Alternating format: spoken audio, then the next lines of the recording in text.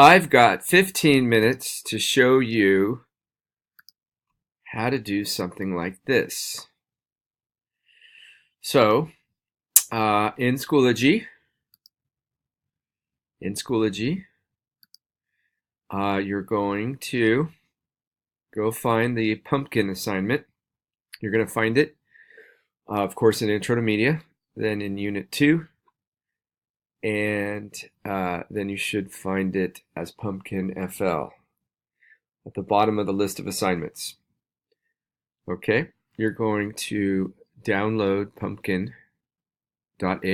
just by clicking on the file there, and then go ahead and double click on it to open it up in Illustrator.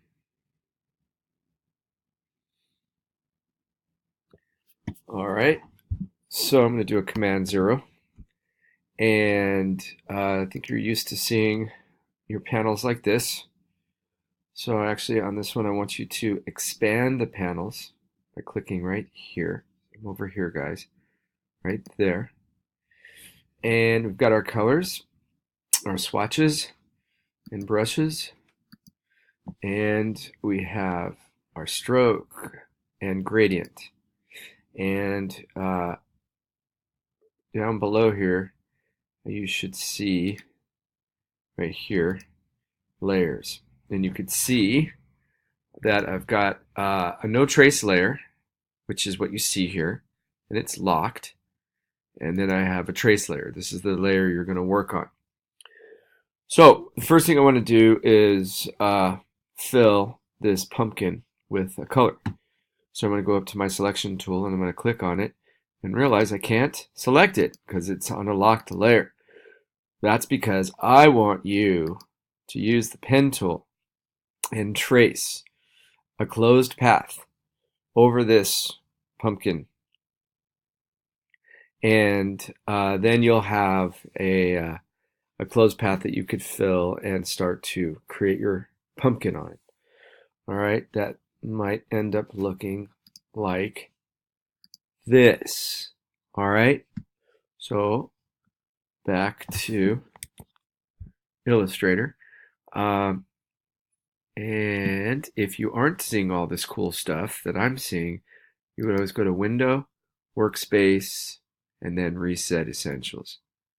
And then that won't pop up though. And then expand your panels.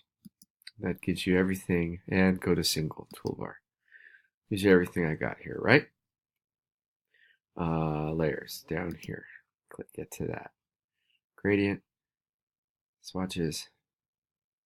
Yeah, we're good. Maybe drag this down a little bit. Right there. And make a little room there too, so we can see. Good. All right, so P for pen tool. And I'm going to start, let's say, right up here. And I'm going to go clockwise around. So I'm going to kind of get up to there. Go there. Oh, what did I do? I messed up. Command Z. I want to turn fill off. And I'm going to kick up my stroke to 4. I'm going to leave it at black. No more red. Let's go with black. You want red? Okay, fine, red. All right, so now back, oops, delete. I'm going to go back to the pen tool. Let's try this again. Click and drag. We're going to go clockwise. You can see, ooh, look at that. It's going pretty good here so far. Let's see if I could do that. I can. Now, of course, I want to hold the Option-Alt key, swing that handle that I just dragged down, swing it up. So I'm above the curve in the direction of the curve. Let go. I'm going to go about halfway or a quarter of the way around the pumpkin. Get it close. Another quarter of the way. I can see I'm above the curve.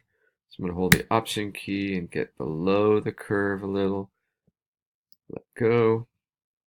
Come another quarter turn there, and get to there. This is going good so far. Hold that Option key and swing it up this way, just barely. And then go and see if I can finish it. Ah, looks pretty good.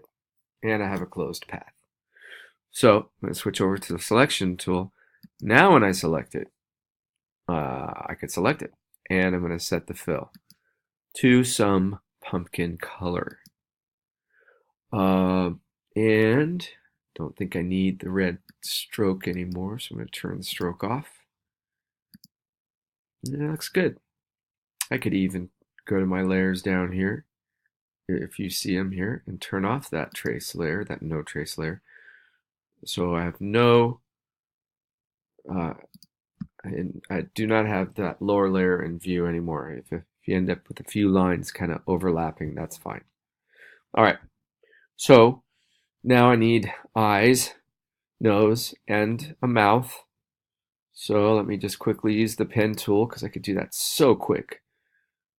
Just click, and a click, and a click, and a click. Okay, I'm going to come over here. Ooh, what happened?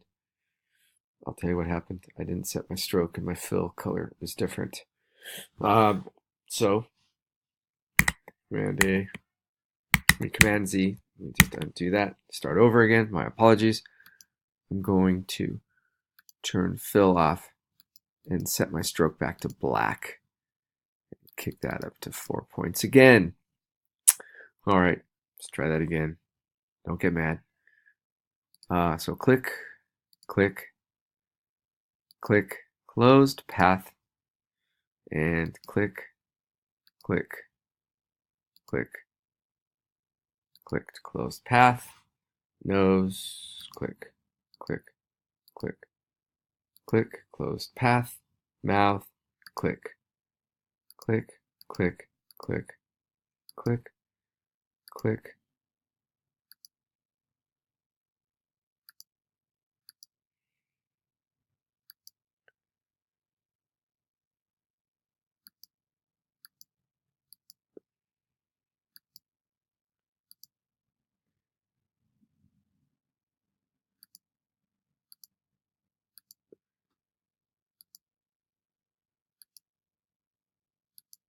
And close path. There we go. Let's see, use the selection tool at this point.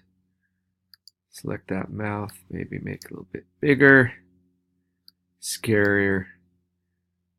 Yeah, maybe rotate it a little bit too. Oh, let's flip it upside down and make it a mad. Make it a mad pumpkin. Okay, how's that? Nah, let's make it a happy pumpkin. See? Like that. Okay, I like it. So now I'm going to use the selection tool, and I'm going to go back and show you what those eyes look like. I've got some gradients in there. I've got a yellow to red gradient that I'm using to fill my eyes, nose, and mouth. So let me show you how to do that. With the selection tool, I'm going to click on the first eye on the left. I'm going to go over here to the gradient panel, and I'm going to click and put the fill on top. See what I did? Even though it's no fill, I'm going to put that on top. Then I'm going to go up here, and I'm just going to click whatever gradient I've got.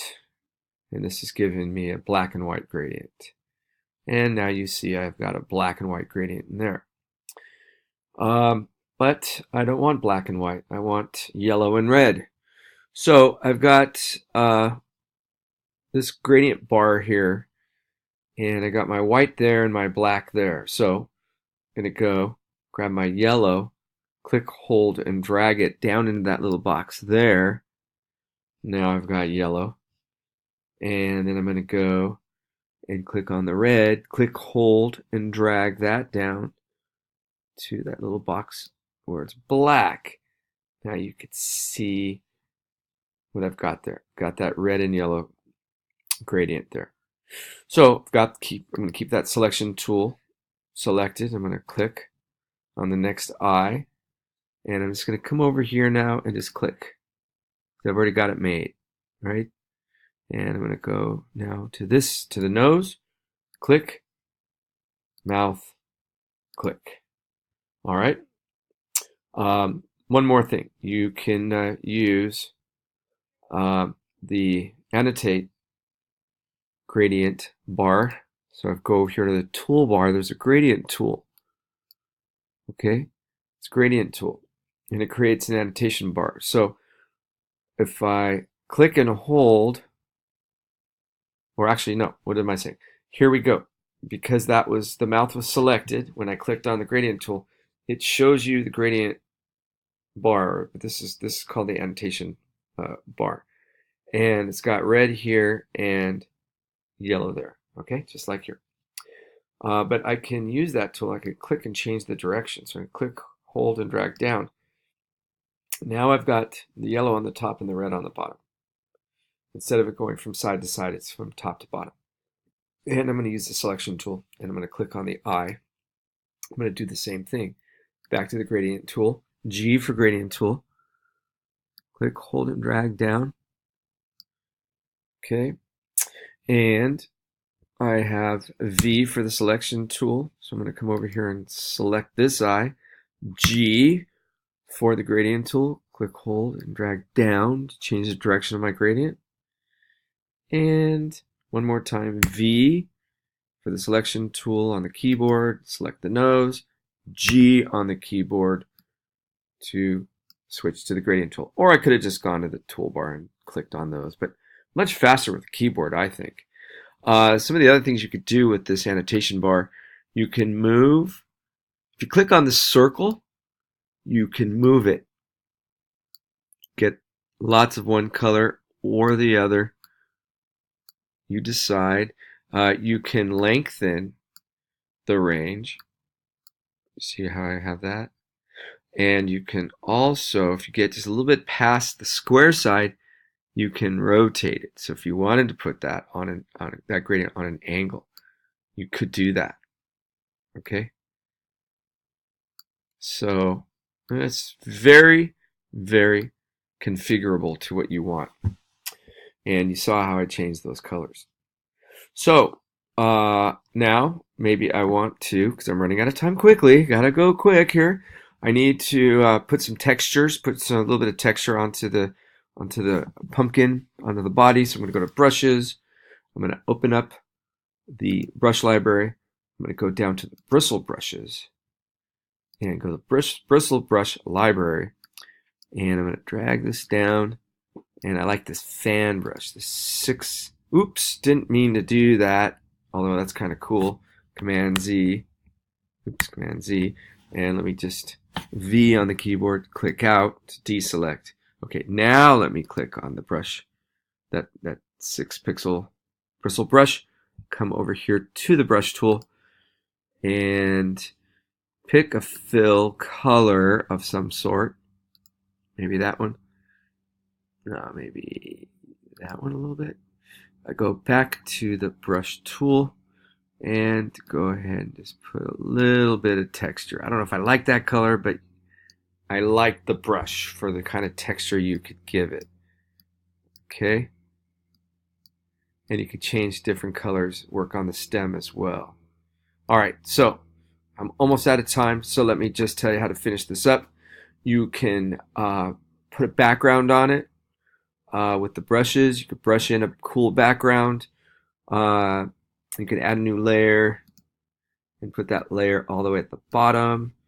So then whatever you do with some kind of background, it won't get in the way.